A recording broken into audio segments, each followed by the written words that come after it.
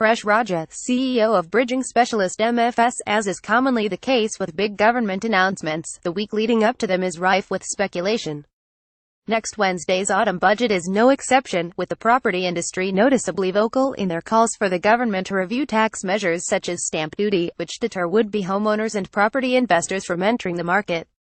Since April 2016, UK investors have been required to pay a minimum 3% loading on existing stamp duty fees for second property purchases, adding to the costs of those seeking a buy-to-let investment, holiday house or property overseas. Initially introduced in an attempt to stabilise the market, stamp duty reform in England is long overdue.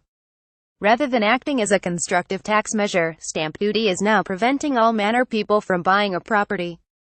Over the past 5 years, the amount of homes purchases blocked by stamp duty has doubled, now affecting 45,000 potential house purchases a year. Naturally, this is inhibiting movement throughout the market. The autumn budget provides an ideal opportunity for the Chancellor to relax these tax measures. In doing so, such reform will recognize the constructive role investors can play in addressing dwindling housing supply, such as short-term refurbishment projects to get more houses on the market. Fareed Nabir, CEO and founder of letting agent Let Britain. Over a year since the EU referendum outcome was announced, the UK property market has continued to grow at an impressive rate. However, rising house prices combined with rising inflation and wage stagnation has made it incredibly difficult for renters to jump on the property ladder. What's more, so-called generation rent does not just apply to millennials, it also extends to young families and even pensioners.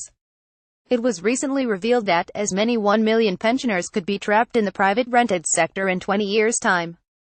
It's been positive to see the government reaffirm its proposed plans to ban letting agent fees, but more must be done to ensure UK renters are not at risk of being exploited by changing market conditions.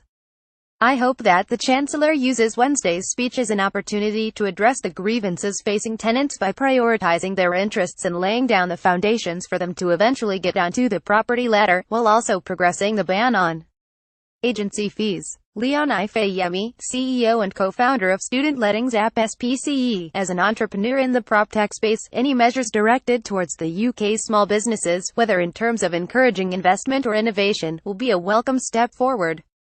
More broadly, I think this budget provides an ideal opportunity for the government to address some of the key issues currently facing the rental markets for both tenants and landlords.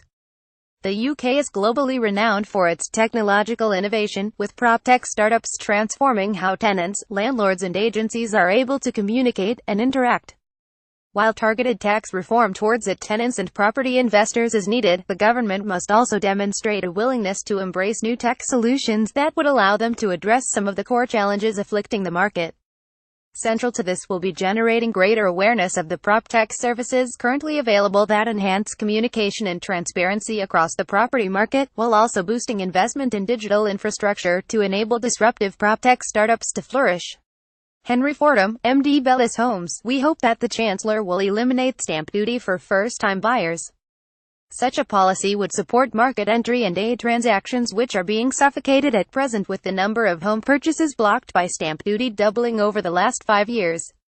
A reduction would catalyst market activity and prompt transactions from both down and upsizers which are currently inactive due to the implications of stamp duty.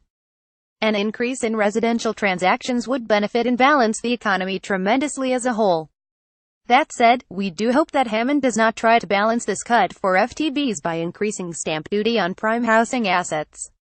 Such an increase would further restrict those up the ladder wishing to move, a significant proportion of the UK housing market and one which supports the livelihoods of thousands within the industry.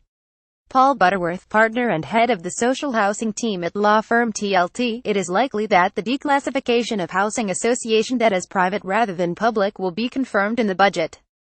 This is likely to apply in England first, followed closely by Wales. The impact is that £63.5 billion of debt classified as public debt in England will come off the public sector balance sheet. This reverses the Office of National Statistics classification from 2 years ago following a number of deregulation measures. This move should be positive, freeing housing associations from regulatory constraints to enable them to be more innovative in building and delivering homes. It is unclear how quick or significant the impact would be. However, if more than £60 billion is taken off public debt, it might provide the opportunity to in effect reuse some of this saving to provide grants for social housing new builds. This would clearly be an accounting mechanism, but may be a lost opportunity if some of this debt saving is not utilized to kickstart a building program. This debt could provide scope for innovation.